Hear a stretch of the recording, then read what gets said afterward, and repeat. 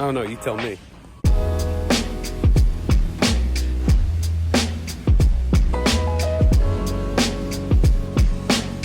I think that's a pretty good price. I mean, I could probably try and find it at a secondhand appliance store for what, like 10 bucks cheaper, and then I gotta deal with someone else's bleh inside the microwave. I'm gonna do it. But while I'm here,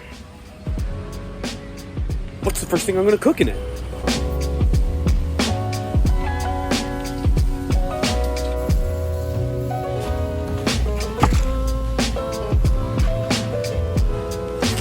So excited.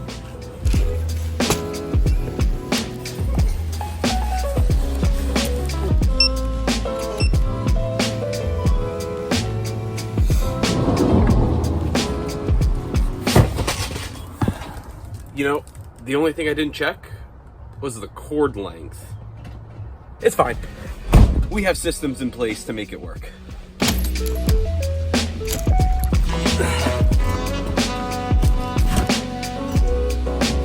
At least the box fits.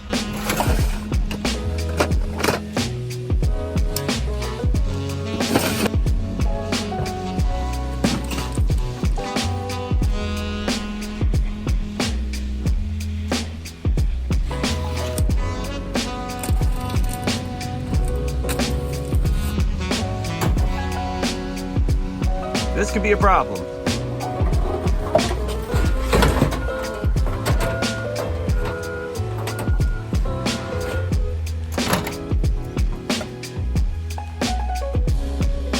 Plenty of clearance.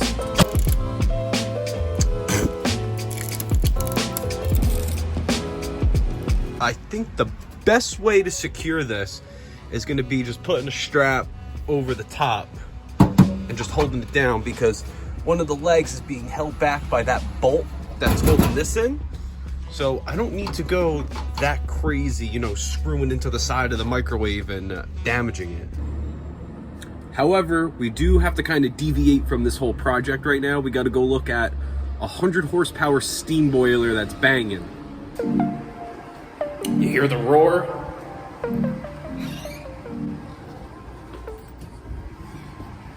Nope, that's the bicycle room.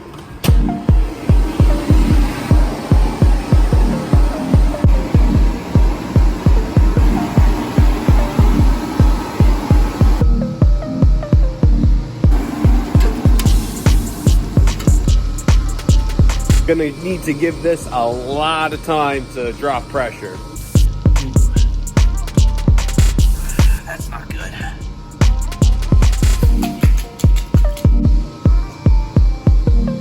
Yep, that's definitely overfilled. Because the level on the other one, easy to see. All right, so these are two 100 horsepower fire, triple pass fire tube steam boilers. Yeah, 100 horsepower. And apparently, we work on some boilers that are 15 times that size. Love to see one of those. All right, well, that was a lot of fun. So this is what happened. Drained the boiler down, checked the 150 low water cutoff float switches. They were fine. Checked the condensate pump. It filled up, stopped, didn't overfill the system. Then I thought it could be the domestic hot water coil that goes in the top of the boiler. So I put a couple dots on the sight glass to see, you know, if the water level would rise over time, which it didn't. That's about the time I realized I was about as useful as a screen door in a battleship.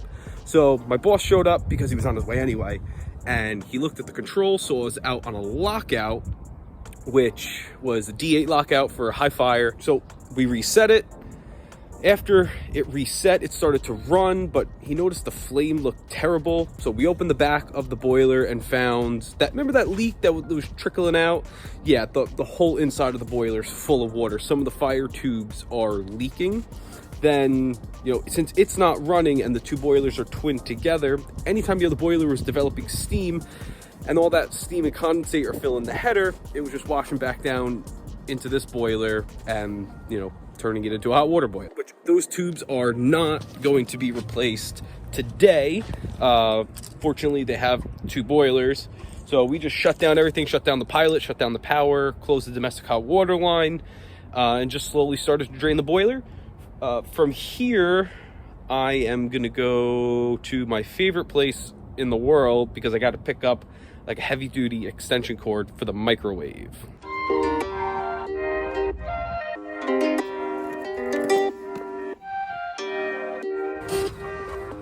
Ah, man.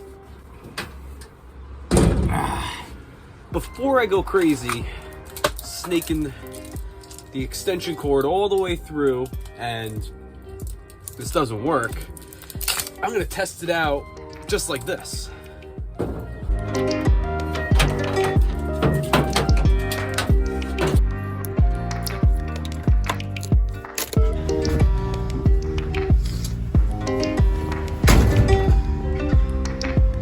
All right, moment of truth.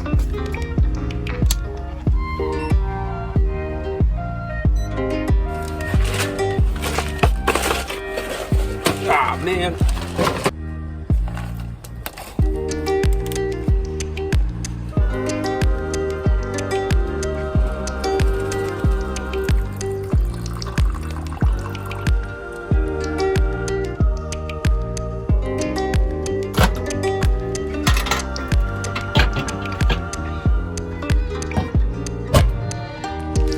Try this on. I didn't even see how long I have to microwave this for. 2 minutes and 15 seconds.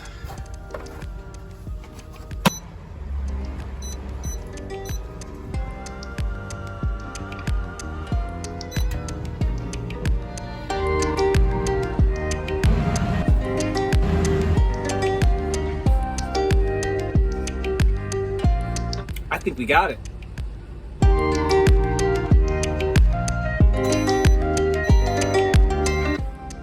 I mean, if that's the worst it does, dim the lights.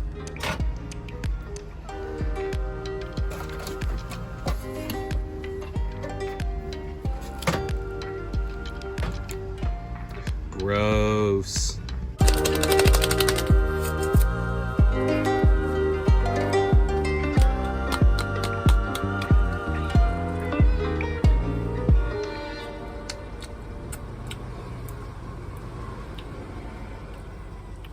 Tastes exactly how you would imagine gluten-free mac and cheese tastes like. But we got a working microwave. I am going to finish lunch really quick and then we'll snake the power cord, make it look all nice and pretty, and secure the microwave in the place it's in right now.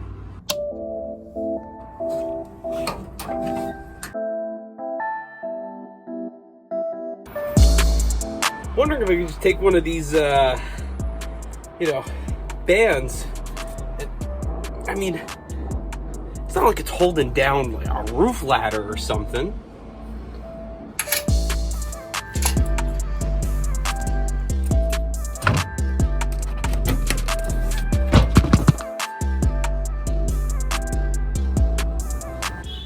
Looks pretty good. Plus, I could use it to hold something back here so I can put like all my snacks and stuff in it. Like this.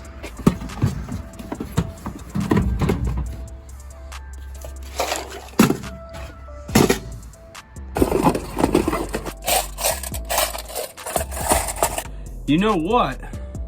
I keep that there and I keep the microwave here. Might have room for like a Keurig or something right in this gap. This could always shrink too. 8 inches. Think a Keurig might fit. That'll be for another video though.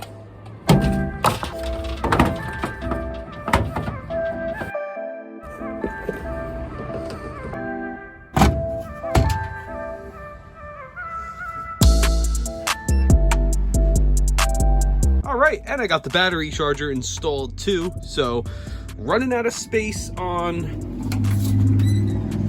power inverter. The only thing I think I might do is actually move the power switch for the inverter to somewhere in the front. just so while I'm driving, I can flip the switch and charge the battery en route. It's really not that big of a deal because I could always just go through the door, turn it on, and get back in the seat, and then go. It's just, you know, one less step I have to do, but, I mean, I've got a battery charger and a microwave in my van. I can't complain that much. So that is where we're going to end it for today, and what's going to happen tomorrow? I got no idea, but I'll see you there.